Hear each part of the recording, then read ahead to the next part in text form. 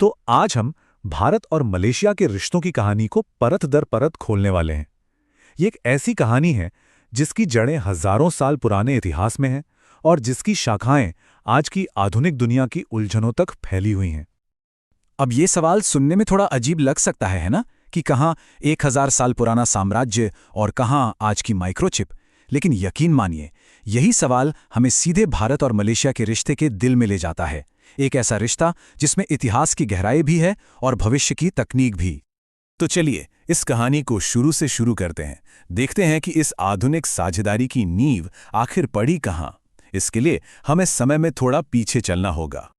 कल्पना कीजिए, आज से 1000 साल से भी पहले का समय, जब चोल राजवंश अपनी जबरदस्त समुद्री ताकत के दम पर समंदर पर राज करता था।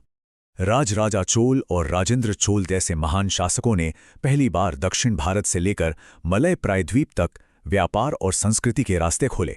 और सच कहें तो यही वो पहली कड़ी थी जिसने इन दोनों क्षेत्रों को हमेशा के लिए एक दूसरे से जोड़ दिया। तो ये बात बिल्कुल साफ है कि वो प्राचीन समुद्री रास्ते सिर्फ सामान के लेन देन के लिए नहीं थे। असल में वो संस्कृतियों को जोड़ने वाले पुल थे, और उन रिश्तों की मजबूती आज भी दोनों देशों के संबंधों में महसूस की जा सकती है।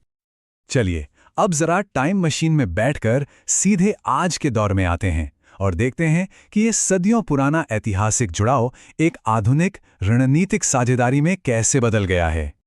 हाल ही में इस रिश्ते को एक नया और बहुत महत्वपूर्ण नाम मिला है, व्यापक रणनीतिक साझेदारी। अब ये सुनने में थोड़ा भारी भरकम लग सकता है, पर इसका सीधा सा मतलब ये है कि अब दोनों देश लगभग हर बड़े मुद्दे पर कंधे से कंधा मिलाकर काम कर रहे हैं। ये वाकई एक बहुत बड़ा कदम है। और जरा इस साझेदारी का दायरा देखिए, ये सिर्फ पुराने व्यापार तक ही सीमित नहीं है। आज हम बात कर रहे हैं फिनटेक, आर्टिफिशियल इंटेलिजेंस, साइबर सुरक्षा से लेकर सेमीकंडक्टर और आपदा प्रबंधन तक की। मतलब ये साझेदारी भविष्य की हर चुनौती के लिए खुद को तैयार कर रही है। और हाँ, आर्थिक मोर्चे पर यह दोस्ती कितनी मजबूत है, इसका अंदाजा आप इसी आंकड़े से लगा सकते हैं। पिछले साल दोनों देशों के बीच व्यापार करीब करीब 20 अरब डॉलर तक पहुंच गया था। ये कोई छोटी मोटी रकम नहीं है। लेकिन देखिए, ये रिश्ता सिर्फ पैसों और व्यापार का नहीं है। एक बहुत मजबूत सांस्कृतिक धागा भी इन दोनों देशों को आपस में जोड़ता है। चाहे वो तमिल स्टडीज को बढ़ावा देना हो या फिर तमिल सिनेमा के लिए साझा प्यार। यही वो इंसानी जुड़ाव है जो इस साझेदारी को इतना खास बनाता है। लेकिन जैसा हर महागाथा में होता है, इस कहानी में भी सिर्फ रोशनी नहीं है। इस दोस्ती में अपने कुछ चुनौतियां और जटिलताएं भी हैं। तो आइए अब उन परछाइयों पर भी एक नजर डालते हैं।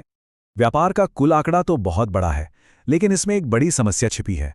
व्यापार का तराजू मलेशिया के पक्ष में काफी ज्यादा झुका हुआ है।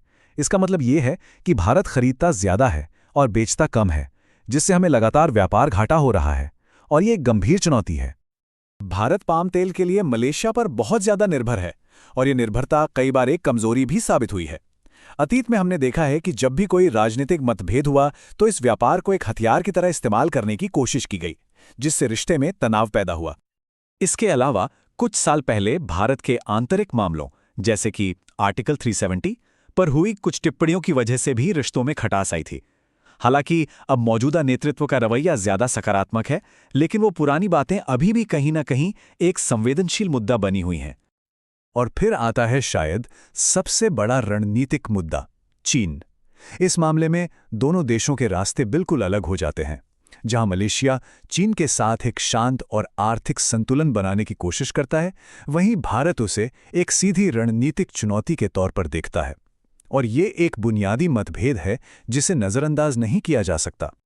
तो अब सवाल ये उठता है कि इन तमाम चुनौतियों के बीच ये दोनों देश भविष्य के लिए एक मजबूत और भरोसेमंद गठबंधन कैसे बना सकते हैं? आगे का रास्ता क्या है? तो देखिए, आगे का रास्ता बिल्कुल साफ है। पहला, व्यापार के घाटे को ठीक करना होगा। दूसरा, सैन्य और रक्षा सहयोग को और गहरा करना होगा। तीसरा, समुद्री सुरक्षा पर मिलकर काम करना होगा। और चौथा, अपने सांस्कृतिक संबंधों का और बेहतर इस्तेमाल करना होगा।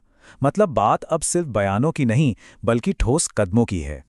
और समुद्री सहयोग इतना जरूरी क्यों है, इसका जवाब यहाँ है। मलेशिया मलक्का जल डमरू मध्य के मुहाने पर बैठा है। ये वो समुद्री रास्ता है जहां से भारत का 60% से ज्यादा व्यापार गुजरता है। तो जाहिर है यहाँ की स्थिरता और सुरक्षा सीधे तौर पर भारत की आर्थिक सुरक्षा से जुड़ी हुई है।